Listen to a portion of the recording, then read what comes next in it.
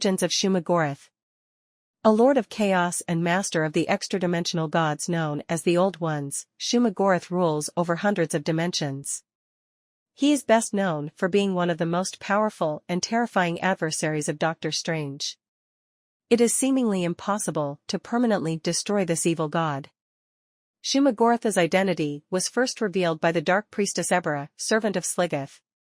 She explains to a confused Doctor Strange that in the long-forgotten eons of Earth, Shuma-Gorath was all, and obedience to its will was the wish of all creatures. Its name was whispered in reverence by every living thing. According to Ebera, as the eons passed, Shuma-Gorath yearned for rest, taking refuge within the vaults of Earth itself to dream and lie in wait until the time came for its final awakening. It is revealed that sometime during Shuma-Gorath's rule on Earth, the Vishanti attempted to defeat it, yet they were unsuccessful. However, Shuma-Gorath would have its reign ended by Sisnag, the time-traveling sorcerer from the 31st century who would eventually recreate the Marvel Universe. Sisnag was reluctant to fight Shuma-Gorath directly, as it would absorb his magical energy from him, so Sisnag put Shuma-Gorath into a slumber as it was devouring the human ancestors, sending it to a far-off dimension. During the Hyborian era, Shuma-Gorath managed to enter our world once again. However, this era was marked by abounding sorcery and tremendous warriors, including Conan, who once or twice came to face the creature. During this time, Shuma-Gorath made enemies with Crom the Grim God, one of the most powerful Hyborian gods, who used the power from the iron-bound books of Shuma-Gorath to seal him under a mountain that came to be known as Crom's Mountain. Several attempts were made by the creature to escape, however, by the pre-cataclysmic era, it was banished by Crom, who once again used the power of Shuma-Gorath's iron-bound books. Many eons later, Shuma-Gorath attempted to renew its reign of terror on Earth by using the Ancient One's mind as its gateway. It employed a number of gods and demons as servants to destroy Doctor Strange, as he was a hindrance to Shuma-Gorath's plans. However, Strange defeated every one of Shuma-Gorath's servants.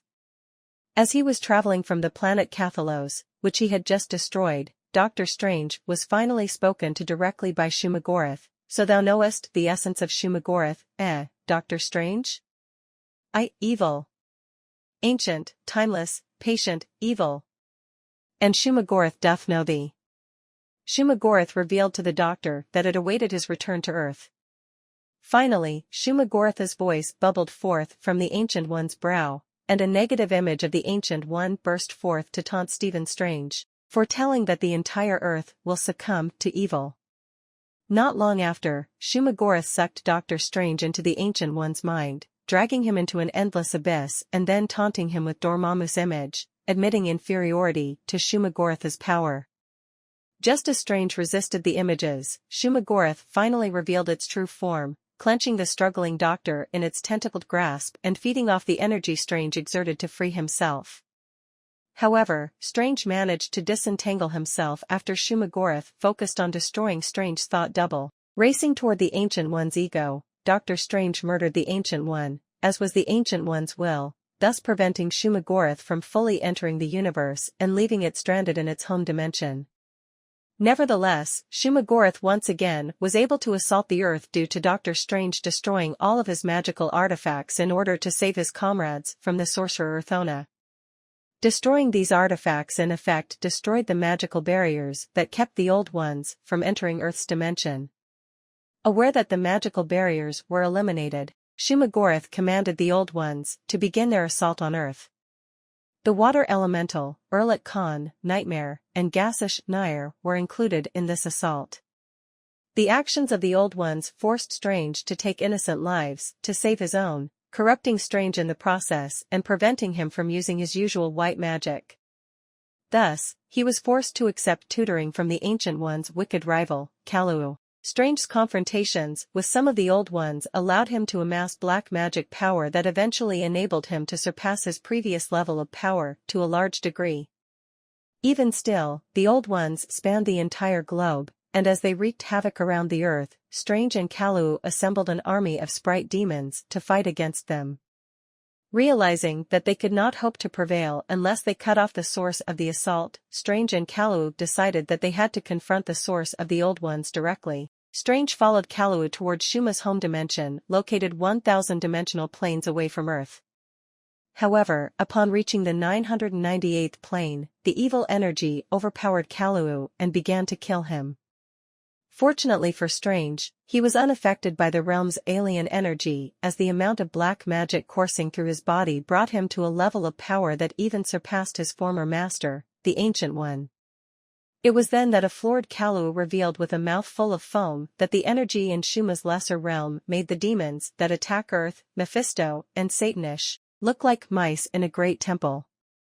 Strange continued the journey alone to face Shuma-Gorath, but found himself in the dimension of the Chaos Lord Ariok. This long-haired demon armed with a sword and chain armor revealed itself as being as powerful as it wished to be, and not even finite. Strange could not hope to stand up against that power, and so he defeated the Chaos Lord by merging his body with it and losing much of his identity in the process. After the fusion with the Chaos Lord, he made his way to Shuma-Gorath's Chaos Dimension. Shuma-Gorath welcomed Strange/Ariok and revealed to him that he was ruler of hundreds of dimensions. Strange used his magic to match the Chaos Demon in size, and a grueling battle began. Shuma-Gorath struck Strange with its tentacles, revealing to him that he was in the process of turning into a Lord of Chaos himself. Shuma told Strange that should he defeat him he will eventually succumb to the evil energy and turn into Shuma-Gorath, and with that he created a replica of the planet Earth and proceeded to surround the replica in a ring of fire which harmed the real Earth. Shuma-Gorath, sure of its victory, declared, "You cannot be the preserver and the destroyer in one aspect, Strange. You cannot be Vishnu and Shiva with the same sweep of the hand. There is simply no way you can win." Dr. Strange decided that he would choose the path of Shiva, the destroyer, and hurled Shuma's own magically generated image at it. It appeared that at long last Shuma-Gorath was annihilated. In order to prevent himself from one day becoming a new Shuma-Gorath, Strange pierced himself with one of Shuma-Gorath's tentacles and killed his ego, just as he did to the Ancient One. Dr. Strange returned to the dimension where he left Kalu and attempted to go back to Earth, but the power emanating from him that he absorbed from Shuma-Gorath caused a massive explosion that prevented Kalu from opening the gateway back to their reality. Kalu revealed to Dr. Strange that power would destroy galaxies just by Strange being in the vicinity, and so Strange was forced to release some of that power before moving on. The power absorbed from Shuma-Gorath was so vast that even after Strange released enough energy to return to a lower dimensional plane, Strange almost caused Kalu to die like a leaf in a bonfire by merely blocking Kalu's strike with his forearm. Kalu had attempted to make Strange release his infinite power and return to normal powers and abilities. Upon his inception in Marvel Comics by the author Steve Englehart, Shuma-Gorath was portrayed to be the most magically powerful evil god within the Marvel Universe. Shuma-Gorath is most powerful in its home dimension as it is omnipotent in every sense of the word, being the realm itself. It is not quite as powerful in its lesser realms, and even less so in a realm not belonging to it, yet even in one of its lesser realms its power was stated to make the powerful demons Mephisto and Satanish look like mice in a great temple. Shuma-Gorath is able to travel dimensions freely, invading alternate dimensions and conquering then absorbing them. Shuma-Gorath has revealed that it is ruler of hundreds of dimensions, including the Cancerverse. When Shuma-Gorath is summoned, only the merest fraction of its essence gains a foothold into the realm it is summoned to at first, as it takes time for Shuma-Gorath's full essence to traverse across realms from its home dimension. This means that Shuma-Gorath is summoned at the tiniest bit of its true power, explaining how lesser beings are able to put up a fight against Shuma-Gorath on Earth. Even with so little of Shuma-Gorath's true power being summoned, it is still able to overwhelm others and requires great effort for it to be banished or destroyed. Shuma-Gorath can phase through objects, levitate, turn into liquid and shapeshift into any form it so desires. It also has incredible reality warping powers, however the full scope of its reality warping ability is still unknown. Unlike many demons, Shuma-Gorath generates its own magical energy without having to gather it from another source. However, it is able to draw magical energy from others if it so chooses. Shuma-Gorath is able to feed off of any kind of energy and drain it from others, whether it be magical in nature or otherwise. Shuma-Gorath has incredible telepathic power and can communicate with and control minds from dimensions away.